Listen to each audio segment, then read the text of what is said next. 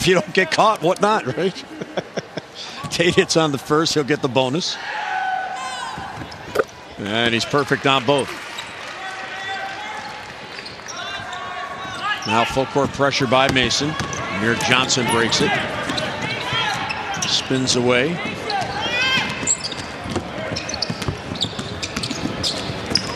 Blake Smith baseline. Looks for help, and he finds Perakowski in and out. Gets his own board. Back up strong. Whistle and a foul. That was a great catch. A great catch by Perakowski. So Perakowski couldn't make the first. Got the rebound. Goes up and foul. Watch this alley-oop. Perfect timing. Blake Smith for the jab. And Radford in control at home.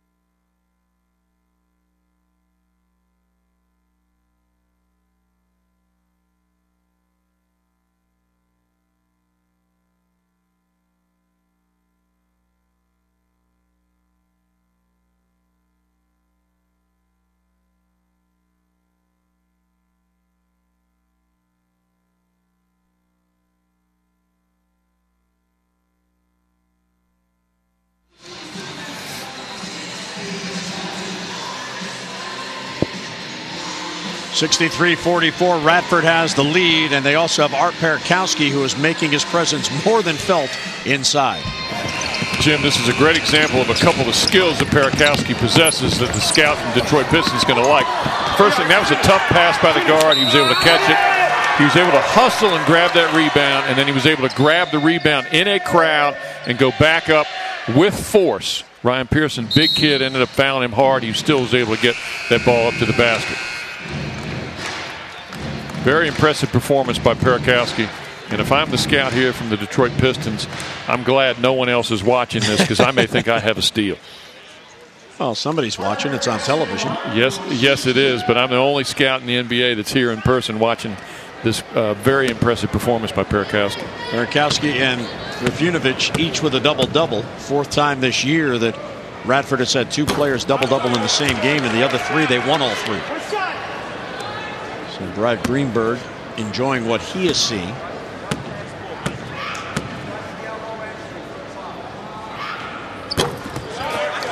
Perakowski gets the second to fall.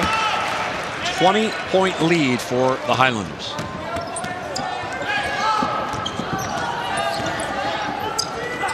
Cornelius is back in there. There's Cam Long. Can't get it to fall. And again, the poor shooting hurting Mason. And the ball goes out of bounds. Looked like they're calling a push out of Faulkner. Or excuse me, timeout. Before falling out of bounds, he called timeout. So a nice play there by Faulkner. He's a freshman and a heads-up play. So George Mason 6-5 coming in. Mentioned they had won 2 in a row and 3 of 4 coming in. And here's the schedule coming up as they begin to get into the heart of the CAA schedule. And I think 2 of those games right now jump right at you. Old Dominion picked to win the league. They've had a very good non-conference year so far this season. George Mason gets to play them at home, so that's an advantage for them. Hofstra comes in from Long Island again, tough Colonial Athletic Association game. Then they have to go to Boston and play at Northeastern. So they're going to both of these teams are going to get right into their conference schedule. Mason has a very tough opening game against Old Dominion in their January schedule. Radford here, home against UNC Asheville, home against Gardner-Webb and High Point, and then at Coastal Carolina, at Charleston Southern. Radford's won their only 2 conference games they played so far, both road games. So Brad Greenberg's got to be very happy with how his team has performed so far, particularly in this game today. Brad Greenberg now in his 3rd season here, the reigning Big South Coach of the Year. Lost to the eventual champion North Carolina in the NCAA tournament last year. Had to play that game in the state of North Carolina. Faulkner goes to the line following the foul. It's on the first. He'll get the bonus. The NCAA does no favors for 16 seeds. Radford was a 16 seed, and they made them play Carolina in Carolina. And Carolina was not bad last year, Jim. They did not have a bad team. Yeah, last I remember, at the end of the year, they were the only team. Few pros on that team. And one of them didn't play against them. Their point guard did not play. The kid that's playing with Denver right now did not play in that game. 66-44. Mason needs a run here. Good defense by Radford. Tate Mather kicks it away.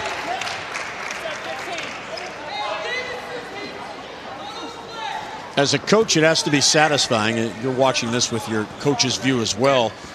When you practice something, what you expect will help you win, and then you see your team execute it. They have to be extremely pleased with what they've done. They talked about trying to get the ball inside. Don't forget about Art. Let's focus on the high-low and also make sure we get him as many touches. And they did exactly what Brad wanted them to do.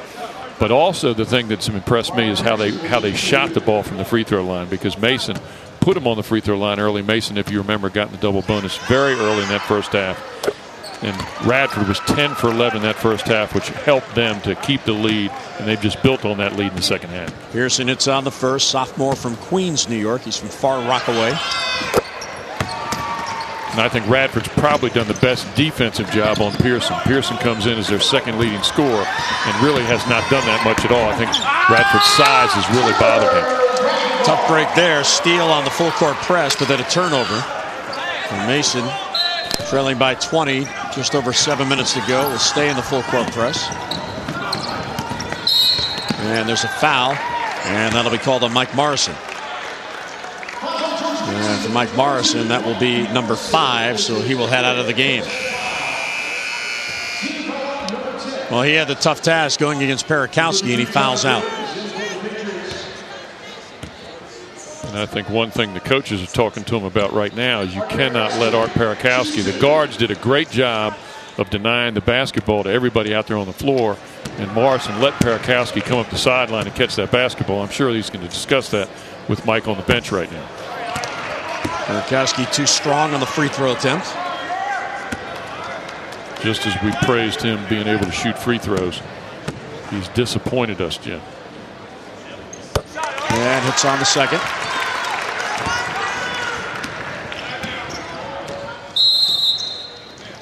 And timeout is called by Jim Larinaga. So you're down 21 points right now, Jim. You got to make sure that you finish this game strong, because you have a more important game coming up on Saturday. You have a league game at home against Old Dominion.